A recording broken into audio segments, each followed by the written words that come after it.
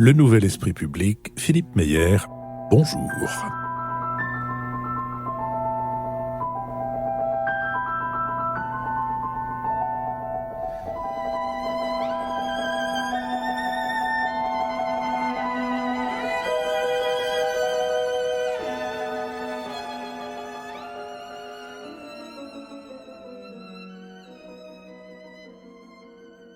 Bonjour, merci de nous avoir rejoints pour cette nouvelle édition du Nouvel Esprit Public, au cours de laquelle nous nous efforcerons d'éclairer certains éléments de l'actualité. Nous le ferons avec Nicolas Bavrez, avocat et essayiste, avec Jean-Louis Bourlange, député des Hauts-de-Seine, François Bujon de l'Étang, ambassadeur de France, et Marc-Olivier Padis, directeur des études de la Fondation Terra Nova. Notre prochaine émission en public aura lieu à l'école alsacienne le dimanche 8 mars. Vous pouvez d'ores et déjà vous inscrire sur notre site. Notre lettre d'information numéro 5 est parue. Si vous n'êtes pas déjà inscrit sur la liste des destinataires, vous pouvez le faire sur notre site également ou nous écrire à l'adresse habituelle. Le 2 mars, un lundi, nous enregistrerons un hors-série sur le thème « Qui gouverne Paris ?» Vous trouverez aussi sur notre site ou dans la lettre d'information tous les renseignements sur les participants, la présentation de ce thème et le lien pour s'y inscrire. Nous sommes partenaires de l'hebdomadaire Le 1 qui s'intéresse cette semaine à ces jeunes qui choisissent la terre et qui présente son numéro en écrivant « Toute une génération tente de réinventer le modèle agricole français ». Des reconvertis en quête de sens aux enfants d'agriculteurs qui reprennent par choix l'exploitation familiale, tous voient dans ce métier une forme d'émancipation, mais la réalité quotidienne du métier est parfois très dure et les conditions d'accès à la terre plus complexes qu'imaginées. Quelle agriculture se dessine pour demain? Quelles sont les difficultés rencontrées par ces nouveaux exploitants? La semaine dernière, j'ai fait état d'un courriel d'auditeurs qui renaudait vigoureusement contre notre rituel de remerciement aux auditeurs qui nous financent, rituel qu'ils jugeaient puéril. J'ai depuis reçu d'une auditrice le message suivant.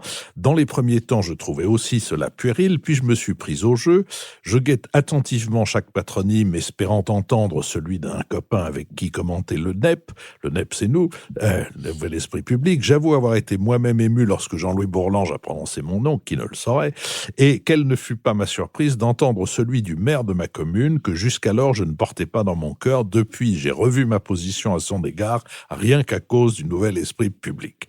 Voilà donc la zizanie mise au cœur de notre auditoire, mais de deux mots, il faut choisir celui qui vous est le plus agréable. Nous allons donc poursuivre nos remerciements à celles et ceux d'entre vous qui contribuent à la poursuite de notre activité. Et pour ma part, je remercie Christine Berthoud-Ballot, Jean Paillard, Jacqueline Hénard-Leroy, Geneviève Guyonnet. Marc-Olivier Padis. Tous mes remerciements à Janine Scribe, à Jean-Christophe Gracia, Alexandre Pernotte et Alexandre Fabre. Nicolas Bavrez. Au nom du Nouvel Esprit Public, je remercie Daniel Cousy, Hélène Rappé, Paul Chekchin et Marie-Hélène Collion. Jean-Louis Bourlange. Je trouve effectivement fort civilisé d'être remercié par la personne que j'ai remerciée en votre nom. Et cette fois-ci, le mouvement perpétuel. Cette fois-ci, mes remerciements vont à Jean-Louis Bernard, Mathieu Lang, Pierre Laure et Henri Père. François Bujon de l'Étang. Alors, je ne sais pas s'il y a parmi eux des maires en quête de réélection, mais moi, je remercie Renaud Muller, Chantal Potard, Philippe Urban et Éric Confolent. Merci à elles, merci à eux et merci à celles et ceux qui vont suivre leurs exemples. Intéressons-nous maintenant à cette étrange situation que l'on pourrait intituler « Sexe, mensonge et vidéotape ». Le 14 février, le candidat de la République En Marche pour les élections municipales à Paris, Benjamin Griveaux, jette l'éponge après la diffusion sur le web de 2 vidéos privées à caractère sexuel. 2 jours plus tard, le 16, la ministre des Solidarités et de la Santé, Agnès Buzyn, quitte le gouvernement pour le remplacer. L'opposition accuse le président de la République de faire primer la conquête de Paris sur la bonne marche du pays au moment où la planète fait face à une épidémie de coronavirus aux conséquences incertaines et tandis que la France est confrontée à la crise de l'hôpital et à la réforme des retraites. La bataille des municipales à Paris va donc voir s'affronter 3 femmes, la maire sortante, Anne Hidalgo, socialiste, la maire du 7e arrondissement, Rachida Dati, pour les Républicains, et Agnès Buzyn pour la République En Marche. La classe politique a unanimement condamné la diffusion des vidéos, mis en garde contre les dangers que cette séquence recelait pour la démocratie, et d'Anne Hidalgo à Jean-Luc Mélenchon, en passant par le dissident de La République En Marche, Cédric Villani, tous ont critiqué des méthodes indignes de ceux qui ont publié et participé à la propagation de ces contenus, et tous ont appelé au respect de la vie privée. Pour le président du Sénat, Gérard Larcher, il est grand temps de réguler les torrents de boue qui se déversent sur les réseaux sociaux. La diffusion des images doit évidemment être poursuivie, a insisté le ministre de l'Intérieur, en référence au délit de pornodivulgation passible de 2 ans de prison et de 60 000 € d'amende. Piotr Pawlenski, performeur russe réfugié politique en France, et Alexandra de Taddeo, destinataire de la vidéo tournée par Benjamin Griveaux et aujourd'hui proche de l'activiste russe, ont été l'un et l'autre mis en examen pour atteinte à l'intimité de la vie privée et diffusion sans l'accord de la personne d'un enregistrement portant sur des paroles ou images à caractère sexuel et obtenues avec son consentement ou par elle-même. Ils ont été placés sous contrôle judiciaire. Sur cette question, Marc-Olivier Padis. Oui, je me suis demandé depuis le début de cette affaire si on pouvait sourire tout en ayant la nausée. La nausée, bien sûr, parce que c'est difficile d'expliquer à ses enfants l'actualité politique de la semaine sans sentir un embarras certain. Et en même temps sourire parce que finalement, dans cette affaire, même si on voit des choses assez inquiétantes pour la forme du débat public et politique, il n'y a pas de victime directe. Il n'y a pas ici de harcèlement. Par exemple, la jeune femme qui a reçu la vidéo ne s'est pas plainte de harcèlement. Il n'y a pas de viol, il n'y a pas de pédopornographie. Comment ? Sauf pour Griveaux. Alors voilà, il y a Griveaux qui est victime, mais en même temps qui s'est placé lui-même dans une situation d'autocompromate, on pourra y revenir, qui est assez inédite. Donc il est lui-même évidemment victime, mais d'un acte auquel dans lequel il s'est montré particulièrement imprudent, surtout en tant que porte-parole du gouvernement et en utilisant une adresse personnelle ou une adresse en réalité officielle de façon tout à fait risquée. Enfin, toujours est-il que j'étais en train de lire cette semaine un très bon roman de Laurence Cosset sur le duc de Choiseul, qui s'appelle La femme du Premier ministre. Et c'est vrai, quand on pense au siècle de Louis XV, on peut se permettre de sourire. Et j'ai ressorti de ma bibliothèque 2 livres, finalement, sur le XVIIIe siècle, à la fois le livre de Habermas sur la naissance de l'espace public, qui montre que, en fait, il n'y a pas de vie politique ou d'espace public s'il n'y a pas une certaine éthique de la discussion publique. Et puis, j'ai ressorti un livre qui est juste à côté de l'historien américain Robert Darnton, qui s'est intéressé aux Lumières françaises dans un sens assez différent, où, alors que Habermas parle des encyclopédistes, Darnton a regardé la liste, les inventaires des libraires, et il voit que les meilleures ventes du XVIIIe siècle, c'est Le Portier des Chartreux, Thérèse Philosophe, Justine ou Les Infortunes de la Vertu, et que c'est ça qu'on appelait les livres, entre guillemets, philosophiques dans un certain nombre de librairies. Et donc, les libelles, les pamphlets pornographiques contre Marie-Antoinette, contre Louis XV, contre Madame du Barry, et même avant, les Mazarinades, qui étaient aussi des écrits pornographiques, des chansons qui couraient dans les rues. Dans le fond, Internet, c'est un peu les chansons de cabaret, etc. Bon, à une ampleur, je ne vais pas relativiser quand même. Ce qui est très préoccupant avec les nouveaux outils numériques, d'abord, c'est la facilité technique que donnent ces outils, puisque, en fait, gratuitement, sans connaissance technique particulière, on peut toucher. Bon, la vidéo de l'infortuné Griveaux a été vue 4 millions de fois avant d'être retirée des réseaux. Donc, on a un impact avec une facilité. Il y a un effet de levier qui est absolument sidérant. Et il faut rappeler à cet égard que la technique n'est pas neutre. C'est-à-dire que quand on importe, finalement, on a importé ces outils qui ont été inventés aux États-Unis, on a importé aussi un peu l'idéologie américaine, le puritanisme, la transparence, l'idée du free speech. Et là, paradoxalement, promu par un anarchiste russe, mais c'est quand même l'idée que la transparence doit régner. Et donc, on n'utilise pas impunément des outils techniques. Il y a des idéologies qui sont importées par les outils techniques. L'autre point qu'on peut dire peut-être sur le numérique, puisque ici, on n'a pas affaire à une fake news, on n'a pas affaire à une fausse information, on n'a pas affaire à l'anonymat des réseaux. Là, personne n'est anonyme, malheureusement, en un sens. Donc, ce qui est particulier, c'est la viralité, c'est-à-dire la facilité avec laquelle des informations compromettantes, privées, qui ne devraient pas être rendues publiques, se diffusent à une échelle très très large, avec une rapidité et avec un impact sur l'opinion qui est très très fort. Et ce qui est frappant dans ce monde numérique, c'est la facilité avec laquelle des alliances contre nature dans le monde politique ou public habituel sont capables de se transformer dans le monde numérique. Alors, il y a le fait qu'ici, on a, dans cette affaire, parmi les gens qui ont diffusé l'information, on met en pleine lumière des bouffons qui ne devraient même pas, qu'on voit comme des oracles de notre temps, ou alors que ce sont loin d'être des autorités. Des personnages qui sont mis en avant, je parle de ceux qui ont diffusé très largement sur les réseaux sociaux une vidéo qui était restée en réalité confidentielle, donc un député, un chroniqueur de presse, etc. Mais ce qui est étonnant, c'est une espèce de confusion idéologique qui est rendue possible par ce monde un peu différent.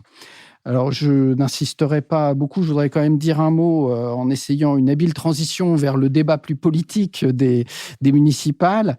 En fait, ce qui me frappe du coup, c'est quand même, il y a un côté, on a envie de faire deux colonnes, ce qui est inédit et ce qui est déjà vu, en fait, dans cette campagne municipale. Parce que, d'une certaine façon, une perturbation de l'élection par un aléa externe qui oblige un candidat à se retirer, c'est très inédit sous cette forme de porno-divulgation, mais c'est quand même ce qu'on a vécu à la dernière élection présidentielle. Là, c'était des essais pour François Fillon, dont le procès va commencer, qui a dû se retirer avec un impact majeur sur l'issue de l'élection. Et donc, finalement, c'est pas complètement nouveau, même si l'aspect revenge porn est complètement nouveau. D'autre part, ce qui est nouveau, c'est effectivement qu'on a 3 femmes, du coup, qui sont en tête, finalement, de ces élections. Ce qui n'est pas très nouveau, c'est que ces 3 femmes sont des personnalités politiques importantes. On a une maire sortante, 2 anciennes ministres. Ce qui est surtout est très classique dans cette élection aussi, c'est qu'on a l'impression de se retrouver avec un duel des 2 vieux partis, c'est-à-dire Parti socialiste d'un côté, et puis républicain de l'autre, puisque c'est les 2 candidates qui sont en tête. Mais ce qui est nouveau, c'est que Anne Hidalgo ne réclame pas très visiblement son appartenance au Parti socialiste, lequel le lui reproche d'ailleurs, et que Rachida Dati est une sorte de dissidente intérieure de la République, des Républicains, et qu'elle s'est imposée en partie contre son propre parti. Et puis dernier point, ce qui est très classique aussi, c'est que les thèmes de campagne sont d'un classicisme absolu, c'est-à-dire on parle de propreté, de transport, de sécurité, alors qu'il y aurait des enjeux, on pourra peut-être en parler le 2 mars aussi, sur d'autres enjeux, sur la transition climatique, la métropolisation, l'échelle du Grand Paris, etc. Nicolas Bavrez. Les scandales ont la vertu de jeter une lumière crue sur des éléments qui sont vrais. Donc, pour ce qui est des faits de cette lamentable histoire, les faits sont quand même assez différents. D'un côté, du côté de M. Griveaux, c'est vrai que c'est un comportement d'une légèreté incroyable. Ensuite, en revanche, on a un vrai délit avec, du côté de l'activiste russe, M. Pavlevski, et de Mme de Tadeo, qui était la destinatrice de cette vidéo. Et puis, on a enfin légèreté de nouveau du côté du ministre de l'Intérieur, qui en a profité pour rajouter de nouveaux commentaires sur la vie privée de M. Faure, qui dirige le Parti socialiste. Donc, voilà quels sont les faits. Alors ensuite, quels sont les impacts sur Paris et puis sur un peu la vie politique et notre démocratie. Donc, sur Paris, comme on l'a dit, le départ et le changement de M. Griveaux par Mme Buzyn est plutôt une bonne nouvelle, certainement, pour le parti du président de la République et l'REM. Paris est un énorme enjeu puisque les municipales vont être une lourde défaite pour LREM et que la seule manière de masquer cette défaite, c'est d'avoir un résultat qui ne soit pas trop négatif sur Paris. Et de ce point de vue-là, Madame Buzyn est une bonne candidate. C'est une bonne candidate pour le premier et le second tour. C'est surtout une bonne candidate pour le troisième tour, puisqu'on sait que l'élection de Paris est très, très compliquée et que on aura forcément des jeux d'alliance assez compliqués pour désigner celle qui sera le prochain maire de Paris. Sur les thématiques, c'est vrai qu'elle a ramené la campagne à des questions de proximité, la propreté, la sécurité. Elle a abandonné les propositions les plus extravagantes de création d'un Central Park dans Paris ou de déménagement de la gare de l'Est à l'Est, de la gare de Lyon à Lyon. Mais il est vrai que le projet qu'elle va porter sera forcément très proche de celui qui avait été élaboré et on manque les questions fondamentales qui sont de fait, qu'est-ce qu'on veut faire ? Paris est peut-être une ville-monde, elle a beaucoup régressé sous le mandat de Madame Hidalgo, elle a été beaucoup marginalisée.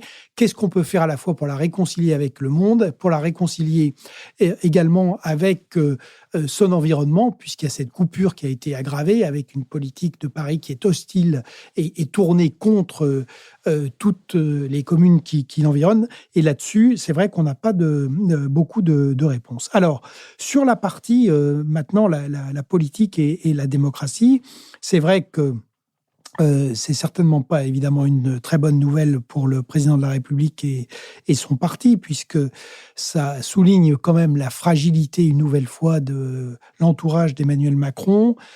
Ça souligne aussi la pauvreté du vivier et des talents qui aujourd'hui l'accompagnent.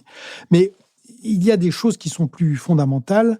Derrière, c'est vrai que ça souligne aujourd'hui la fragilité de la démocratie par rapport aux réseaux sociaux. On avait déjà vu ça pendant l'élection présidentielle américaine. On a vu ça avec les Macron Leaks qui ont été plutôt bien gérés en 2017. Mais il est vrai qu'aujourd'hui, cette interférence pose une vraie difficulté pour la démocratie. Elle est aussi un vecteur de promotion du populisme intellectuel et judiciaire. Et je crois que la solution raisonnable, parce qu'il en existe une, ce serait en fait de faire des réseaux sociaux des éditeurs et de leur appliquer le même principe de responsabilité qu'on applique aux journaux, à la télévision ou aux radios.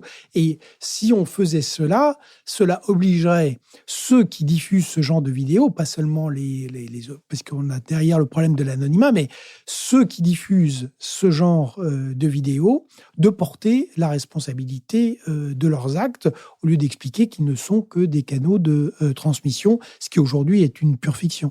François Bujon de l'Étang. Alors, il y a effectivement, vous l'avez dit l'un et l'autre, il y a deux angles d'analyse sur cette triste histoire.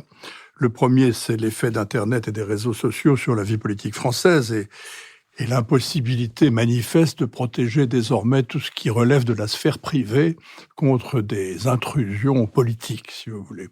J'ai lu avec beaucoup d'attention tous les éditoriaux, les commentaires, etc., dont beaucoup enfoncent énormément de portes ouvertes qui s'écroulent avec fracas. Mais il ressort de tout ça que, effectivement, la sphère privée aujourd'hui est complètement à la merci des réseaux sociaux et qu'on ne peut guère la protéger. La seule solution serait probablement celle qu'indique Nicolas, c'est-à-dire que ce soit les plateformes elles-mêmes qui fassent leur propre police, un peu comme les journaux doivent faire la leur, mais tous les cris d'orfraie que l'on a entendus sur le fait qu'il faut protéger maintenant le public contre ces intrusions dans la vie privée, qu'il faut une réglementation, je pense à M. Larcher par exemple et à sa déclaration, me laisse perplexe parce qu'on voit très bien venir les polémiques qui se profilent immédiatement sur l'atteinte à la liberté d'expression, sur les menaces qui pèsent sur les libertés publiques, sur le retour de la censure avec son visage grimaçant, etc. etc., etc. Donc, au fond, je crains qu'il ne faille être fataliste. Nous avons une invention qui s'appelle l'Internet, un développement qui s'appelle les réseaux sociaux. On peut essayer à la marge de les discipliner s'ils acceptent de se discipliner eux-mêmes, parce que c'est pas le pouvoir qui va le faire. D'ailleurs, même dans les pays totalitaires, voyez la difficulté qu'a la Chine, par exemple, en cette période de coronavirus, à domestiquer ses propres réseaux sociaux, alors qu'elle en a pourtant les moyens. Donc ce n'est pas très faisable, et surtout on risque de porter atteinte sérieusement aux libertés publiques. La moralité, c'est un peu triste, c'est qu'il va falloir s'en accommoder, et on aimerait bien que nos hommes politiques s'en accommodent et se montrent un petit peu plus responsables que n'a été en l'occurrence M. Griveaux, ou en d'autres temps M. Strauss-Kahn, ou M. Filion avec les costumes offerts par M. Bourgi. Si les gens ne font pas attention quand ils visent à se faire élire à des fonctions publiques importantes, à leur propre vulnérabilité, c'est largement de leur faute, plus que de la faute de l'environnement, qui bien entendu va se jeter sur eux. Alors, dans les commentaires divers et variés que l'on a entendus, il y en a un, vous reconnaîtrez mon biais particulier, sur lequel je veux m'attarder une seconde, qui est celui de l'américanisation. Tout le monde pousse des cris d'orfraie en disant « Ah mon Dieu, l'américanisation de la politique française ». La vraie américanisation qui nous menacerait, ce serait effectivement l'intrusion de l'argent dans la politique au même titre qu'aux États-Unis. Mais là, c'est pas de ça qu'il s'agit. Il s'agit simplement du fait que on est en train de découvrir en France le scandale sexuel. Le scandale sexuel est typiquement américain, puisque l'Amérique est évidemment très prisonnière de son héritage puritain. Britannique. Et alors, j'allais vous dire, Jean-Louis, je vais raffiner l'analyse. Je tiens depuis longtemps le fait que chaque pays a son type de scandale, qui définit très largement sa psyché profonde et collective. Chacun a ses scandales. D'ailleurs, j'aurais voulu, Nicolas, vous qui venez de publier un excellent ouvrage sur Tocqueville, il faudrait peut-être que nous penchions sur Montesquieu et la théorie des climats. On pourrait avoir une théorie des scandales qui ressemblerait à la théorie des climats de Montesquieu. En France, par exemple, c'est le scandale d'argent. Le scandale d'argent, c'est l'horreur absolue, et c'est ce qui généralement a fait tomber la plupart des personnalités.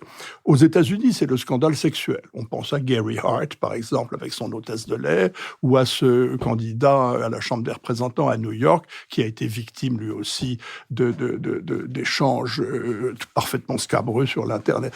En Angleterre, Jean-Louis, il faut que ce soit l'espionnage. C'est généralement ça. Alors, si ça peut être un scandale homosexuel auquel se mélange un peu d'espionnage, vous êtes dans le scandale britannique typique. Et en Allemagne, c'est une compromission avec l'extrême droite ou un fâcheux passé, bien entendu. Chacun, donc, a son spectre. En France, ce qui est nouveau dans l'affaire Griveaux, au fond, c'est que rien d'illégal n'a été commis. Le commerce sexuel dont il est question est un commerce entre adultes consentants, vous l'avez dit. Donc, au fond, c'est ça qui est nouveau et dont on fait... C'est américain, c'est l'américanisation de la politique française. Non, ça va être la fin de l'exception française, qui voulait qu'on ne parle jamais d'un scandale sexuel. Et que M. Félix Faure puisse avoir sa connaissance dans son bureau de l'Élysée, comme chacun sait, ou que M. Mitterrand, plus récemment, puisse entretenir un second ménage et une fille adultérine aux frais de la République. Ça, c'est l'exception française. Et on oublie de dire, en l'occurrence, que ça nous vaut une curieuse image à l'étranger. Pour avoir vécu, pour ma part, très très longtemps aux États-Unis, je sais ce qu'en pensent les Américains. C'est une faiblesse de l'image de la France. Les naughty French, qui sont toujours particulièrement polissons et un rien vicieux, sont évidemment montrés du doigt dès qu'il y a un scandale sexuel à l'américaine. S'il éclate en France, pour les Américains, évidemment, ça nous offre, ça nous met en pâture, ça nous jette en pâture. Jean-Louis Bourlanges. Oui, moi je suis d'accord avec François. La grande différence, c'est l'image. Il y a eu des tas de scandales sexuels.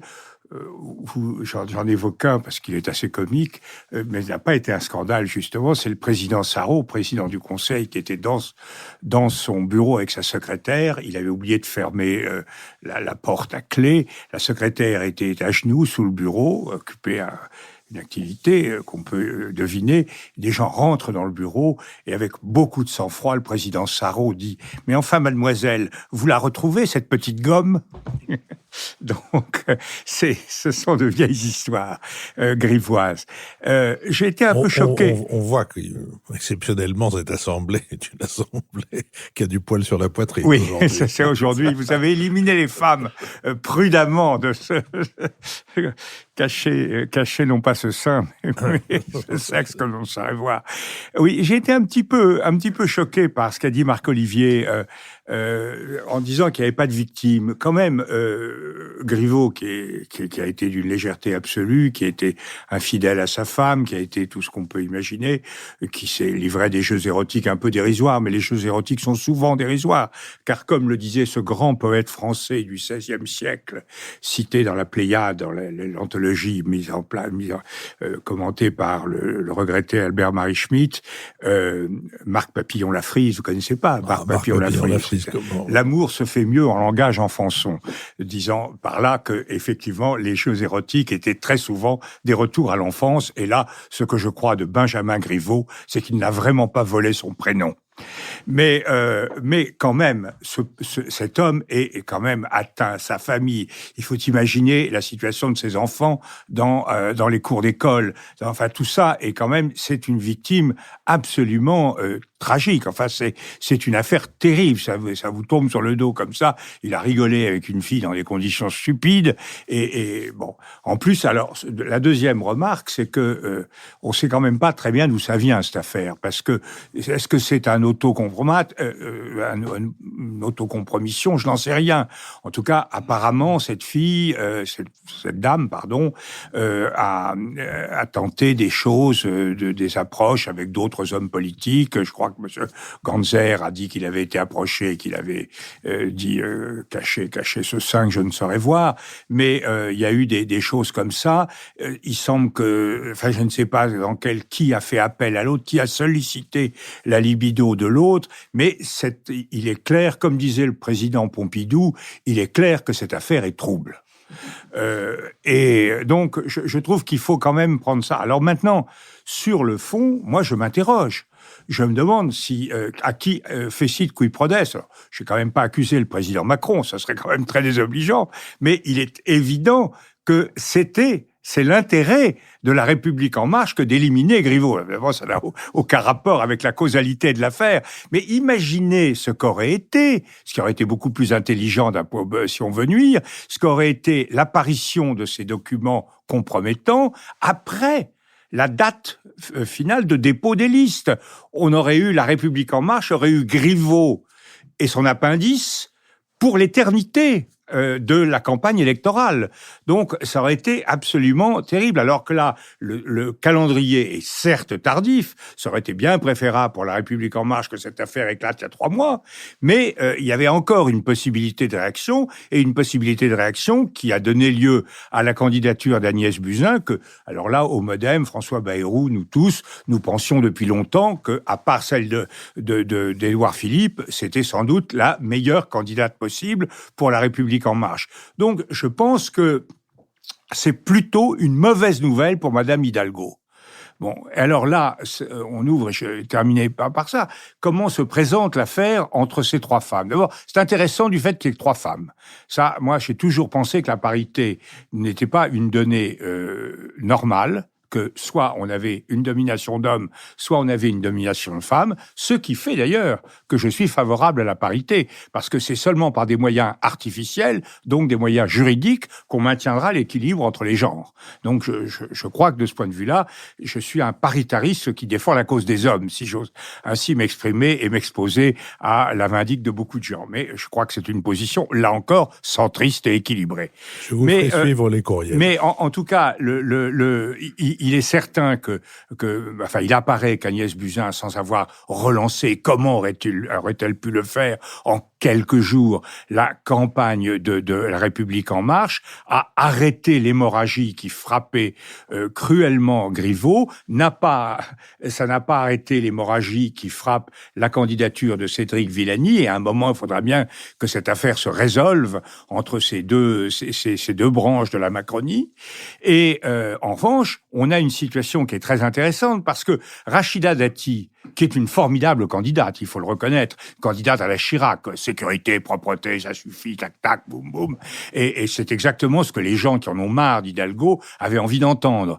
Mais c'est extrêmement pernicieux, parce que elle se met dans une situation droite-gauche, c'est-à-dire dans une situation qui était déjà celle de ses prédécesseurs de droite, où la candidate de droite a la majorité en voix, mais n'a pas la majorité en siège. L'électorat de droite est concentré sur les quartiers ouest, les arrondissements ouest de la capitale. La candidate droite fait 70, 80, parfois 90% des voix, ce qui ne permet pas de transformer et d'aller au-delà du nombre de sièges qui sont impartis à cet arrondissement, alors qu'à l'est, les candidats de gauche gagnent avec une majorité, la liste de gauche gagne avec une majorité beaucoup plus faible.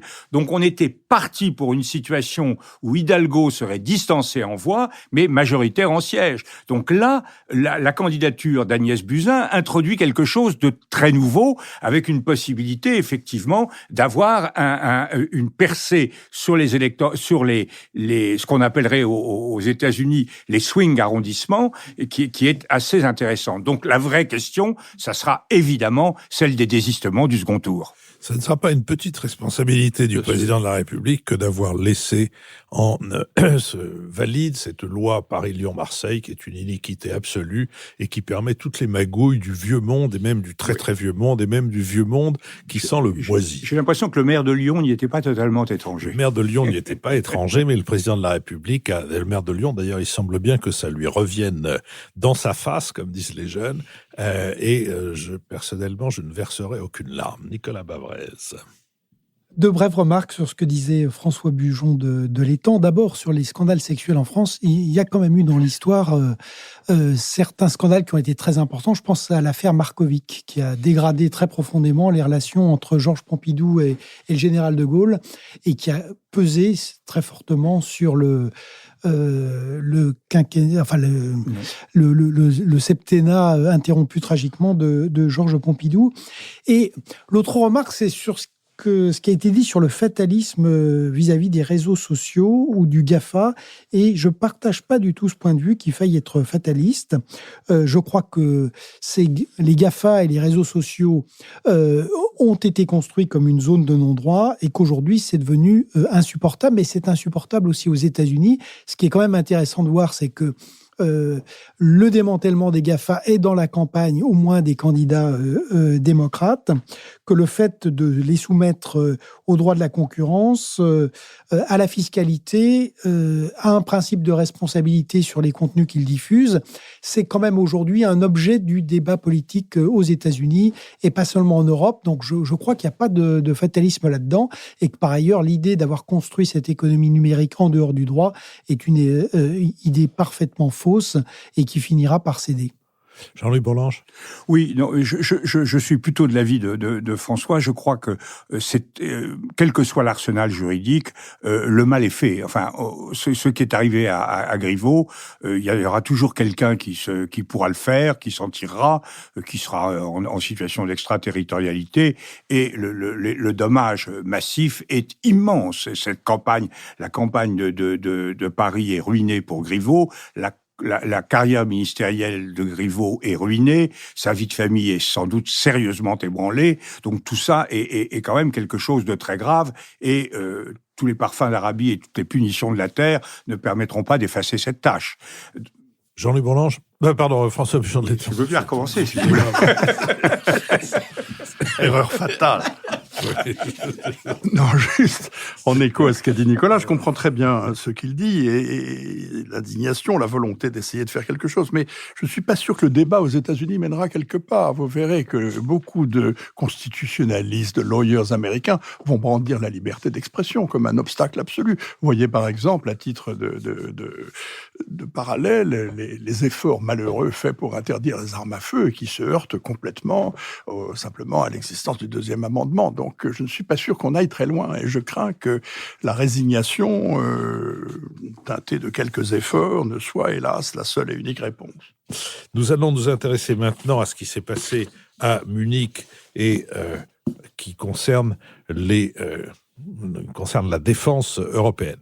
Souvent décrite comme le Davos de la défense, la 56e conférence de Munich sur la sécurité a réuni chefs d'État et diplomates du 14 au 16 sur le thème de Westlessness, comprendre la fin ou la disparition de l'Occident. Ce thème résumait bien l'état d'esprit d'une grande partie des participants et dans le contexte d'une relation transatlantique dégradée et alors que les Britanniques étaient absents cette année, 2 semaines après le Brexit, plusieurs dirigeants européens en ont profité pour appeler à un sursaut. En ouverture, le président de la République fédérale, Frank-Walter Steinmeier, a répondu positivement à l'appel du chef de l'État français lancé au début du mois lors d'un discours à l'école de guerre, appel en faveur, je cite, d'un dialogue stratégique avec nos partenaires européens qui y sont prêts sur le rôle de la dissuasion nucléaire française dans notre sécurité collective.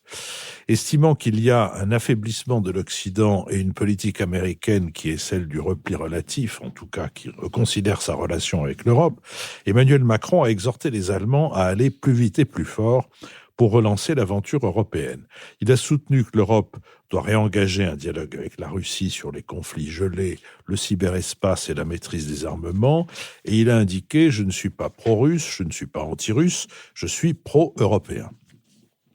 Le secrétaire d'État américain Mike Pompeo s'est montré optimiste sur le destin de l'Occident, affirmant « l'Ouest gagne et nous gagnons ensemble ». La Chine a concentré le flot de critiques américaines et Mike Pompeo a accusé la firme chinoise Huawei, qui a pour ambition de développer en Europe la 5G, d'agir comme un cheval de Troie pour le renseignement chinois. Le Royaume-Uni a ouvert un accès limité à Huawei et plusieurs pays européens semblent prêts à adopter la même position que Londres. Le secrétaire américain à la Défense, Mark Esper, s'est même fait menaçant, laissant entendre que les divergences transatlantiques sur Huawei risquaient de compromettre l'alliance la plus efficace de l'histoire, l'OTAN. Pour le ministre chinois des Affaires étrangères, ces accusations américaines sont de purs mensonges basés sur aucun fait. Le président du Parlement allemand, Wolfgang Schäuble, a déclaré pour sa part, nous sommes d'accord avec les Américains, mais la liberté a besoin de diversité. Nous ne voulons dépendre ni de Shenzhen sous le contrôle de l'État chinois, ni de la Silicon Valley. L'Europe doit trouver sa propre voie. Sur cette question, François Bujon de l'Étang. Bon, Philippe, vous avez très bien résumé l'essentiel des débats dans cette conférence qu'on appelle la Wehrkunde, c'est-à-dire la conférence sur la sécurité de Munich, qui est en effet le Davos de la sécurité, dans la mesure où ce n'est pas une conférence normative, c'est un forum de discussion chaque année qui n'a pas pour objectif de prendre ou de débattre de mesures, mais qui donne en quelque sorte l'air du temps sur les sujets de la défense. Donc, de ces débats que vous avez résumés, que faut-il vraiment retenir ? Moi, j'en retiendrai quatre éléments, si vous permettez. Le premier, c'est que la mise en scène de la Wehrkunde cette année, qui est toujours préparée par un rapport introductif fait par d'excellents experts, mettait le focus sur un constat sans complaisance de la dissolution progressive du monde occidental, au fond. C'est ce titre de Westlessness, qu'on a d'ailleurs mal traduit dans la plupart de la presse française, ça veut dire sans l'Occident, en réalité. Ça ne veut pas dire la disparition de l'Occident, ça veut dire sans l'Occident. Où est-il, n'est-ce pas, au fond ? C'est très intéressant. Et le ton a été donné, au fond, par M. Steinmeier dès son discours introductif. M. Steinmeier a fait un diagnostic extrêmement pertinent. Il a dit que les États-Unis rejettent l'idée même d'une communauté internationale afin de mieux donner la priorité à leurs intérêts nationaux. C'est un très bon résumé de ce que les Européens, dans l'ensemble, reprochent aux Américains. Donc, au fond, cette conférence démarrait sur ce constat qu'il n'y a plus de monde occidental parce qu'au fond, les États-Unis, les Européens ont des préoccupations divergentes et ne se rencontrent plus. Je trouve que c'est un thème très intéressant parce qu'il est assez peu souvent souligné avec l'éclat qui lui a été donné en l'occurrence. C'est la première remarque. La seconde, c'est que les Américains sont assez conscients des inquiétudes européennes, mais ils sont incapables d'y répondre. C'est ça que je trouve tout à fait intéressant. Ils sont conscients des inquiétudes européennes, la preuve. Ils ont envoyé, non pas le président cette fois-ci, ni le vice-président comme l'année dernière, mais une énorme délégation dans laquelle on trouvait le secrétaire d'État, le secrétaire à la Défense, la speaker, si vous permettez, la présidente de la Chambre des représentants, et une délégation de 40 personnalités du Congrès. On voit assez rarement des délégations américaines de cette taille pour venir répondre à ce qu'ils perçoivent bien comme étant les inquiétudes européennes.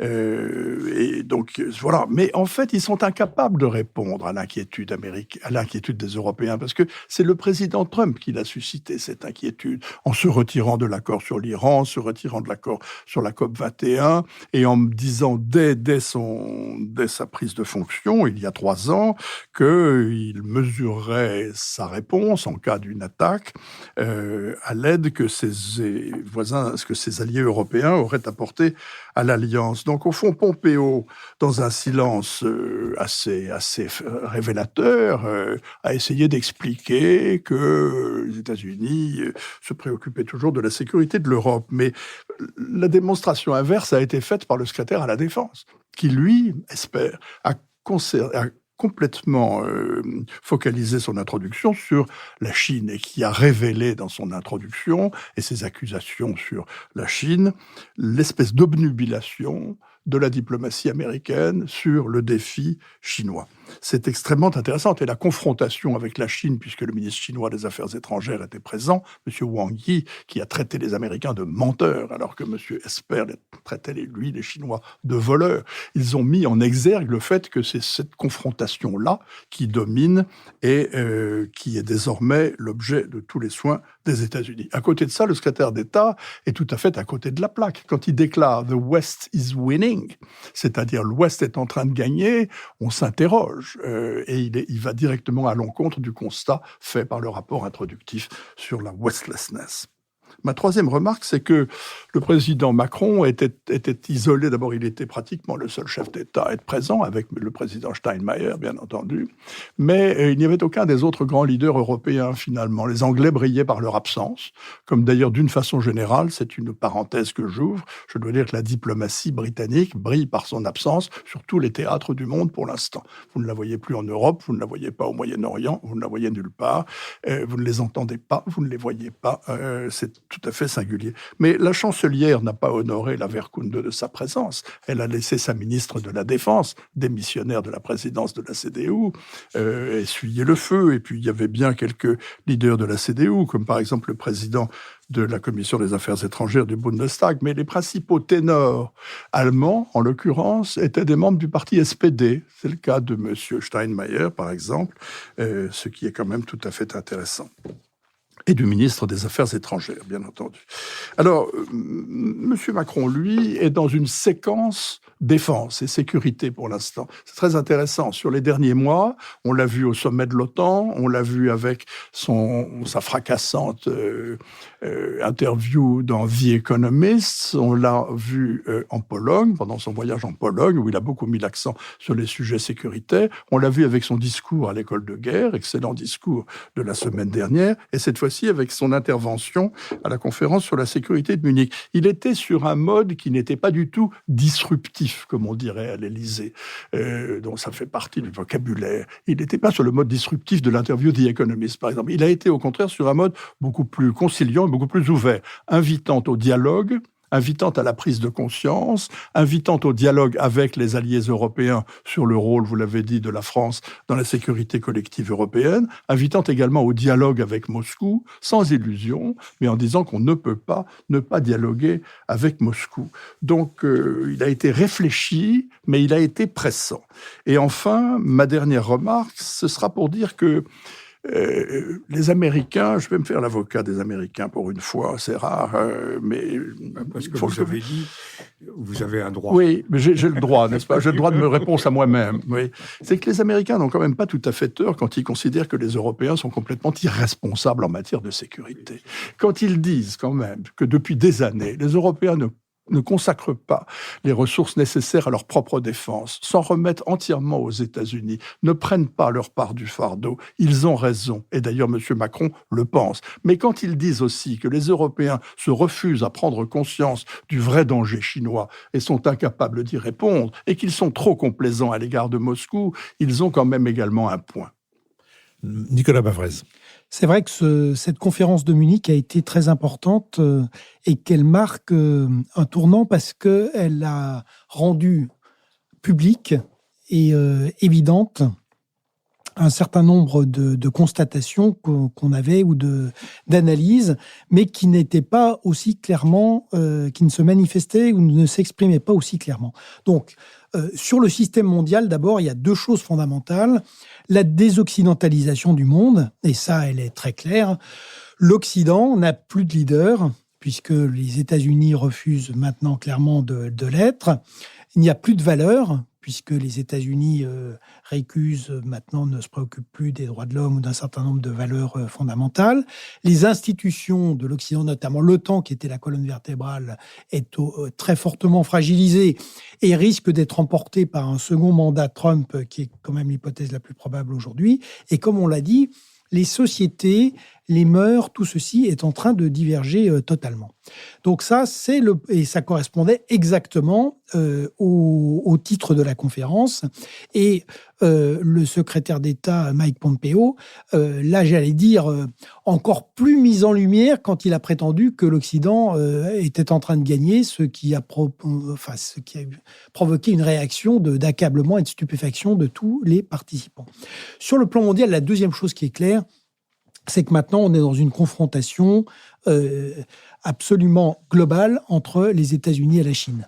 C'est commercial, c'est technologique, c'est militaire, c'est stratégique. Et ce qu'il faut bien voir, et là aussi c'est apparu, c'est que aux États-Unis, c'est un élément de consensus bipartisan, puisque Madame Pelosi a parlé d'autocratie numérique en ce qui concerne la Chine. Donc, les démocrates sont maintenant aussi durs sur la Chine que l'équipe Trump.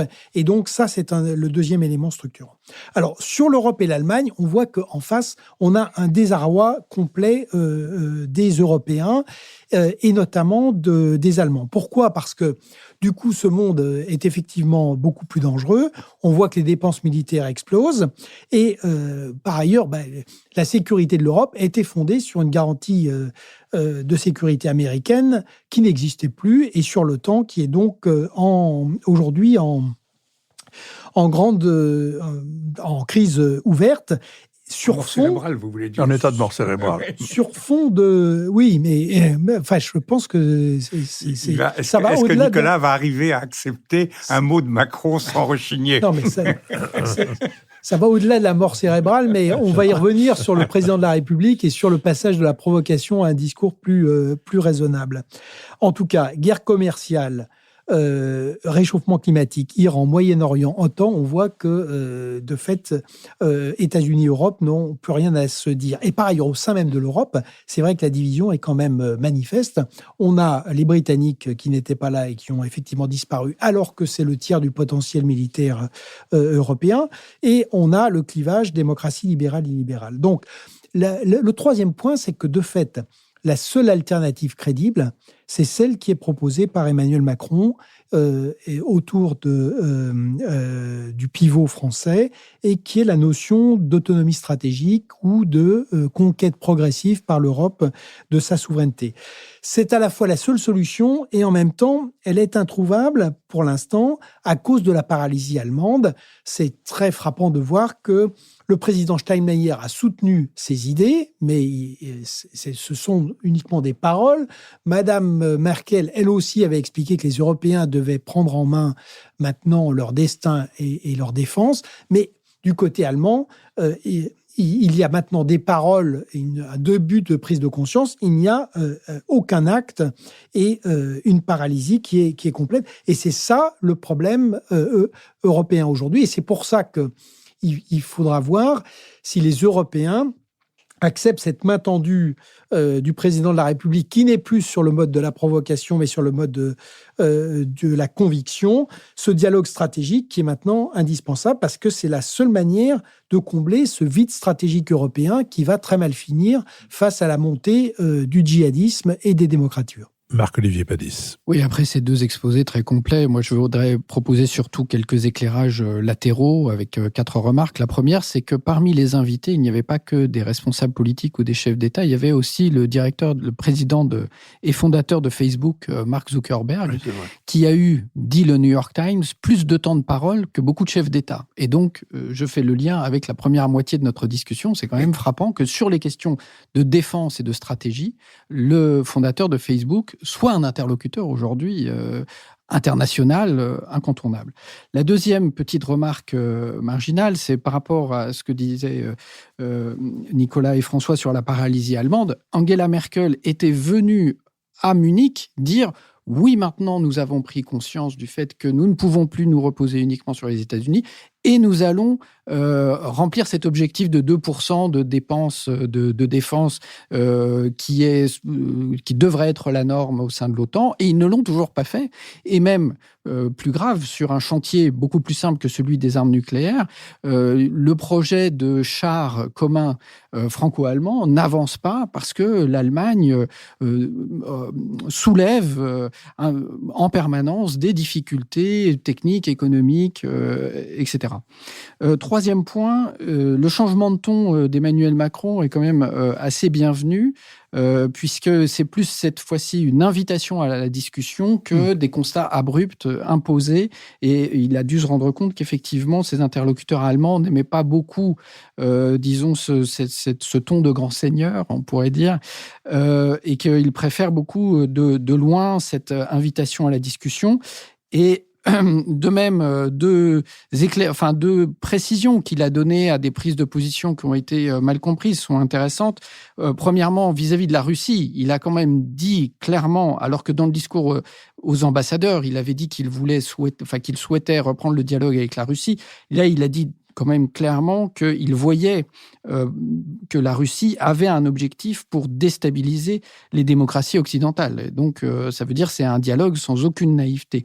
Et sur l'autonomie stratégique, on commence à comprendre un peu mieux de quoi il veut parler. Là, c'est pas la peine d'aller chercher Louis Baudin et Karel Malberg pour comprendre de quoi il relève avec la souveraineté européenne. Il dit clairement, pour construire l'Europe de demain, nos normes ne peuvent être sous contrôle américain, nos ports et aéroports sous capitaux chinois et nos réseaux numériques sous pression russe. Donc là, on comprend ce que ça veut dire quand même l'autonomie stratégique européenne. Tout dernier point. Je voudrais attirer votre attention sur un des discours que j'ai trouvé intéressant là-bas de la présidente slovaque, la nouvelle présidente slovaque, qui s'appelle Zuzana Čaputová, qui n'est pas encore un grand acteur au niveau européen, mais qui a très nettement démarqué la Slovaquie de son appartenance ancienne à ce qu'on appelle le groupe de Visegrad, donc qui réunit la Hongrie, la Pologne et la République tchèque dans une attitude d'euroscepticisme, voire d'hostilité à Bruxelles très marquée.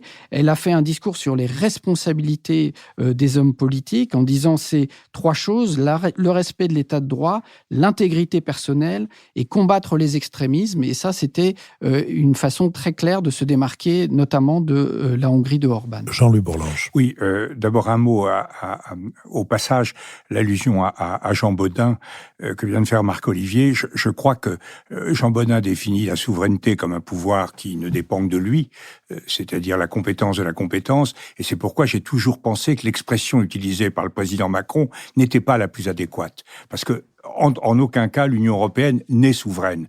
Ce sont les États qui sont souverains et qui délèguent des compétences dans un caractère assez fédéral, dans une organisation assez fédérale, mais qui délèguent des compétences. Mais la souveraineté appartient aux États. Je crois qu'il serait beaucoup plus fort, beaucoup plus juste peut-être pas plus fort, mais beaucoup plus juste d'employer le vieux mot gaulliste d'indépendance, d'Europe indépendante. Je crois que c'est ça le vrai concept. Bon, alors, ce qui est frappant, c'est, on a parlé, notamment François, au début, a parlé de la communauté internationale. Quand on regarde la situation il y a 30 ans, on avait une communauté, on avait l'alliance entre une communauté européenne, qu'on appelait l'Union, mais qui était une communauté européenne, une communauté occidentale, dans le cadre de l'OTAN, qui avait une victoire vraiment par chaos contre l'Union soviétique et qui jetait les bases de ce qu'ils espéraient être une communauté mondiale, une communauté internationale dont Francis Fukuyama célébrait les vertus. 30 ans plus tard, on voit qu'il n'y a plus de communauté internationale, que jamais le monde n'a été aussi multipolaire et aussi peu multilatéral. On voit que la communauté occidentale a été savamment et résolument mise en pièces par les déclarations et les attitudes extrêmement anti-européennes du président Trump, allant même jusqu'à remettre en cause, il a été retenu sur cette voie par ses conseillers, mais c'était son intention, le fameux article 5 de solidarité au sein de l'OTAN. Donc on n'a plus de communauté internationale et on voit bien que la communauté européenne est travaillée en profondeur, à la fois par sa périphérie, le triangle, le quadrilatère de Visegrad, et sur sa périphérie, et également en son cœur. D'ailleurs, comme si Béatrice était là, elle dirait en bonne géopoliticienne que c'est quand le centre est faible, c'est-à-dire le centre franco-allemand est faible, que la périphérie va à la dérive. C'est exactement ce qui se passe. Alors on est quand même dans une situation d'échec fondamental sur le plan des valeurs qui sont les nôtres, de l'esprit communautaire, ce qui rend effectivement la déclaration de Pompeo sur West is winning assez surréaliste, puisqu'il n'y a plus de West, il n'y a pas winning, il n'y a plus de West. Donc ça manque quand même de is not, winning non, et West non. Bon, ça fait 3 mots qui tombent à plat. Bon, mais alors maintenant, en face de cela, la France, l'Allemagne. Alors la France, moi je crois que Emmanuel Macron, c'est un très bon culbuto, c'est-à-dire qu'il tombe toujours à la fin au bon endroit. Il a le juste diagnostic, il appelle les Européens et notamment les Allemands à considérer que l'Europe de demain ne ressemblera pas du tout à l'Europe d'hier, que les défis sont nouveaux, mais ce culbuto, comme tous les culbutos, il va tantôt à droite, tantôt à gauche, et ça donne un peu le vertige à tout le monde. Donc je crois que autant il a raison sur le fond, autant véritablement il devrait se garder d'employer des expressions provocatrices. On a eu en quelque temps des passages anti-russes, des passages pro-russe, et maintenant, à nouveau, un équilibre quand même assez prudent et même hostile à l'attitude de Poutine. On n'y voit pas très clair, et pour des gens comme les Allemands, qui sont des esprits assez carrés, ça apparaît comme quand même quelque chose de difficilement conciliable. Pour les Allemands, c'est quand même très intéressant. C'est effectivement le président social-démocrate qui dit les choses les plus raisonnables, mais il y a pratiquement plus de social-démocratie en Allemagne. Elle est en crise absolument profonde. Merkel, je ne sais pas si vous avez lu l'article remarquable mais au vitriol d'Éric Le Boucher dans les Échos, notre ami Éric Le Boucher dans les Échos sur Angela Merkel. Il montre bien à quel point son attentisme, etc., a été quand même quelque chose de tout à fait coupable. Et je suis frappé de voir que les Allemands restent englués dans la vision, ils sont vraiment, ils disent à Marguerite, reste encore, tu es si belle. Ils disent encore à l'Europe d'hier de demeurer alors qu'elle n'est plus. C'est absolument frappant. J'ai interrogé dans le cadre de l'Assemblée franco-allemande la ministre de la Défense, Akaka, sur lui disant, écoutez, en matière de sécurité, nous sommes dans une stratégie euclidienne. Nous avons des parallèles, l'autonomie, on prétend faire de l'autonomie au sein de l'OTAN et on prétend développer l'Union européenne. Ce sont des parallèles qui ne se rejoignent pas du tout, jamais. Et j'ai eu comme réponse de la langue de bois. Alors je finis, je réponds au signe indien du président Meyer, et je finis en disant, on voit bien que on attend dans toute l'Europe, on attend un renouveau de l'Allemagne. Ce renouveau, moi, quand je discute avec mes collègues allemands, il ne peut venir, et il viendra sans doute, d'une alliance entre la CDU-CSU, si elle passe les thermopiles de son affrontement avec l'extrême droite, il viendra de l'alliance de la CDU-CSU avec les Verts. Et sur ce plan-là, on aura certainement une forte convergence, une meilleure convergence sur le plan économique avec la France, mais sur le plan de la sécurité, les Verts ont encore beaucoup à faire et ils ont plutôt régressé par rapport à la période de Joschka Fischer sur la prise de conscience. Ils changent à nouveau. Mais là, on a un enjeu extrêmement important. Il faut absolument que les Allemands se persuadent que les problèmes de défense, les problèmes de sécurité, la force, c'est pas forcément la brutalité, la violence, la haine et l'horreur de leur passé d'avant 45. Merci beaucoup. L'heure a sonné de notre dernière séquence. Elle a même beaucoup sonné. La séquence des brèves que j'ouvrirai moi-même en disant quelques mots sur cette hors-série du 2 mars, le lundi 2 mars à 19h, qui a pour titre « Qui gouverne Paris ?» La compétition municipale met le projecteur sur les partis et sur leurs héros. On vient d'en parler, sur les programmes, sur les rivalités. Mais la ville d'aujourd'hui et plus encore celle à venir, se décide-t-elle encore dans les assemblées élues pour l'administrer? Au cours des 10 dernières années, qu'est-ce qui a pesé le plus lourd dans l'évolution de l'accès au logement à Paris? La politique de l'État, les décisions du conseil municipal ou le développement des Airbnb?